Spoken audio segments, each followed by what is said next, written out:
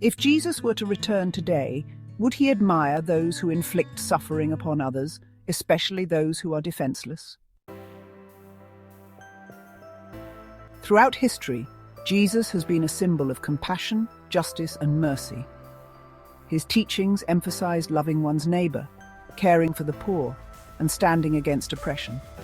He healed the sick, fed the hungry, and offered hope to the downtrodden. These actions and messages resonate with anyone who yearns for a world built on justice and love.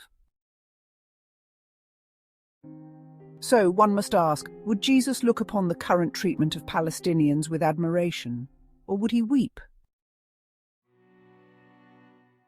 Today, in a land that holds sacred meaning to millions, a tragedy unfolds.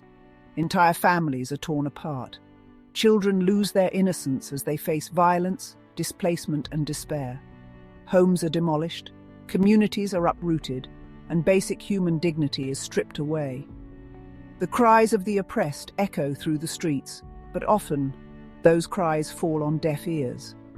This systematic destruction and displacement are cloaked in terms like security and defense, but the reality is undeniable. Countless innocents are suffering. Jesus taught the world about the sanctity of life. He embraced the outcast, comforted the grieving, and reminded humanity that every soul has inherent worth. He condemned acts of cruelty and exploitation. When he saw merchants exploiting the sacredness of the temple, he overturned their tables, displaying his disdain for greed and corruption. How then would he react to the destruction of homes, the killing of children, and the oppression of an entire people?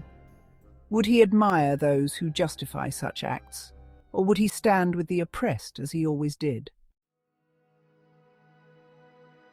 The scriptures recount the story of the Good Samaritan, where a man beaten and left for dead is ignored by those who should have helped. It was an outsider who showed compassion, tending to his wounds and ensuring his safety. This story reminds us that compassion knows no boundaries.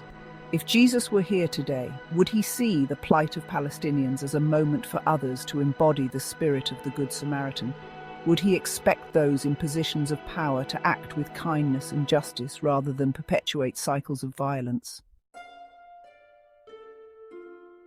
The suffering in Palestine is not just a political issue, it is a deeply moral one. It challenges the conscience of every individual who values justice. The images of children crying amidst rubble, of elders clinging to memories of a home now lost, and of families holding funerals for loved ones paint a harrowing picture of pain. These are not just numbers or statistics. They are human lives, each one precious and irreplaceable. Jesus' ministry was marked by his defense of the weak and vulnerable. He often spoke against the hypocrisy of leaders who claimed righteousness but acted with cruelty. "Woe to you," he said to those who burdened others while living in comfort themselves. Would he not utter the same words to those who justify the suffering of Palestinians under the guise of political necessity or divine entitlement? There is a tendency among some to use religion as a justification for acts of aggression. But Jesus' teachings remind us that true faith is not a tool for domination. It is a call to humility, love, and service. He would likely question those who weaponize faith to oppress others, asking them to reflect on their actions and their hearts. Would he not challenge those who desecrate the principles of justice and compassion in his name? It is often said that Jesus' return will bring justice to a world plagued by injustice. He will be a voice for the voiceless, a defender of the oppressed, and a beacon of truth in a sea of falsehoods. If he were to walk the streets of Gaza or Jerusalem today, would he admire the powerful who perpetuate suffering? Or would he comfort the widows, the orphans, and the displaced? His life's work offers a clear answer. The treatment of Palestinians is not only an affront to human dignity, but also a test of the moral fiber of humanity. It challenges us to ask difficult questions about justice, power, and accountability. Would Jesus remain silent in the face of such suffering? Or would he call on everyone to act with courage and compassion, even when it is inconvenient or unpopular? Throughout his life, Jesus stood against oppression. He warned against the love of power and wealth, urging people to seek treasures of the Spirit rather than dominion over others. He spoke of peacemakers as the children of God, emphasizing that true strength lies in building bridges, not walls. How, then, would he view those who demolish homes, erect barriers, and perpetuate division? Would he see their actions as aligned with his teachings, or would he condemn them for their disregard for human life? The suffering in Palestine also raises questions about collective responsibility. Jesus often spoke about the role of communities in fostering justice and righteousness. When he healed, he did so publicly, reminding onlookers of their duty to care for one another. Would he not call upon the international community to address the plight of Palestinians? Would he not challenge global leaders to prioritize humanity over politics, justice over alliances?